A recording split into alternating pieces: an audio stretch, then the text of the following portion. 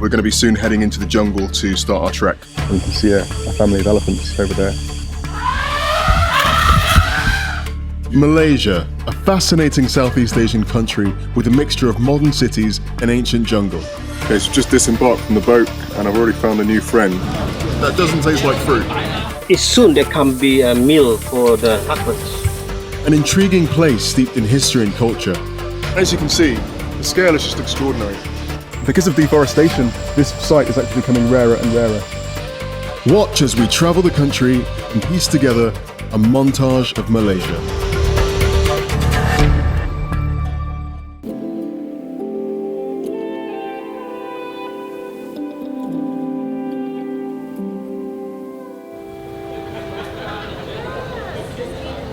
Hey, we're here at this durian buffet in Petaling Jaya, just outside Kuala Lumpur. Durian fruit is known as the king of the fruits, and eating it here in Malaysia is a bit of a social occasion. As soon as you approach the tent, you can smell the stench of the fruit, which is somewhere between rotting meat and rotting fruit. We're going to go inside and give it a try.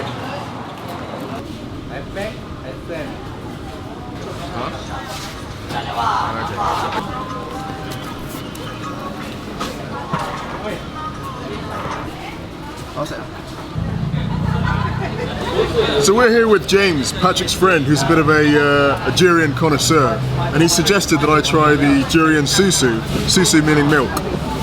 Here goes.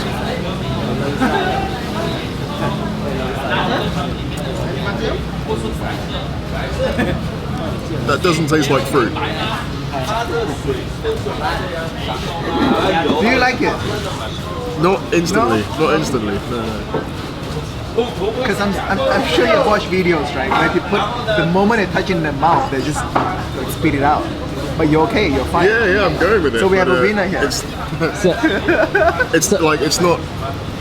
not the taste I was expecting.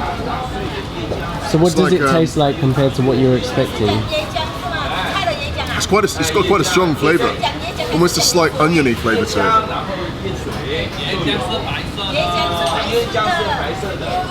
I really can't describe it as being similar to anything, but I'm definitely getting like a hint of onion. Yeah, awesome. Interesting. So James, what is it about eating durian that brings people together to do it, like socially? I have a lot of theories about this, but I guess durian is a very acquired taste. Not everybody likes it. Like Vanessa, for example, she didn't like it before, but sometimes she would just taste a bit.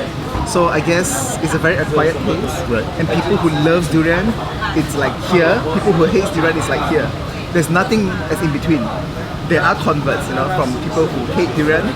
Slowly, they grow to love durian, So when people want to eat durian, right, they're always on this tangent, the love tangent.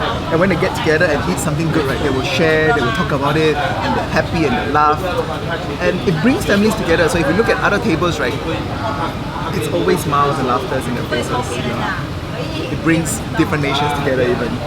Okay James, so this is the Asli durian. I'm going to try it for the first time.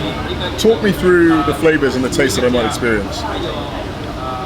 This one that you're taking is a little bit more mild because it's kampong. It's not genetically modified to have a very, very strong taste. So this is very much how durian is supposed to taste like. Okay, yeah. It does have quite a mild flavour. So if I had to describe the texture of durian, or the experience of eating it, I'd say it was a little bit like sucking congealed custard from an avocado stone, where the custard is the taste of banana and onions. Okay, so we just tried the susu and the asli. How many different varieties of durian are there, and what are the differences between them? I cannot say how many different varieties, but I can give you types. Like there's a bitter one, and there's a sweet one, and there's also one that is only available in Borneo, where you just came from. It's called the mountain durian, and it's dry. It's not wet, it's dry, you can peel it off and you can eat it it doesn't even stain your hand. And a lot of them are genetically modified today. The kampong is the original, And whereas all the other fancy names, you know it's a mixture of this tree and that tree to create this consistent taste, consistent look. Is there such a thing as low quality durian and premium durian, and what are the types of prices that people will pay for durian? Oh yes, there is definitely.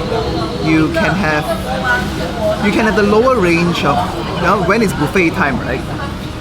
You literally pay 15 to eat all you want.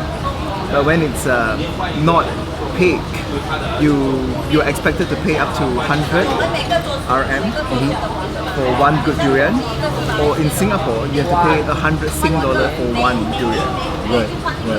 How much would that be in ringgit?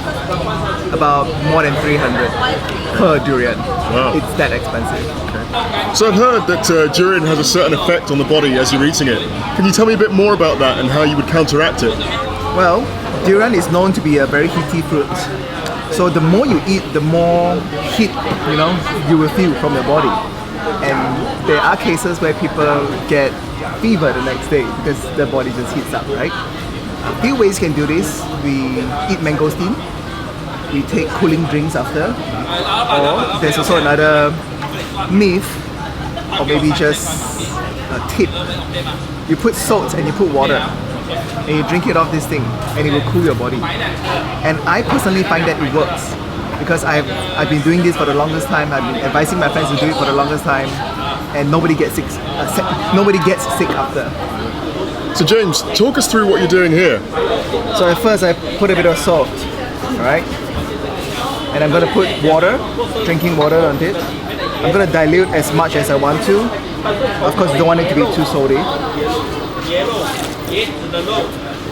Just nice. It's actually salt water. Okay. You can either drink it from a cup or drink it from the husk. And this is to counteract the effect of the Heat problem. You should try it. Yeah. Okay. So Salt, bit of salt.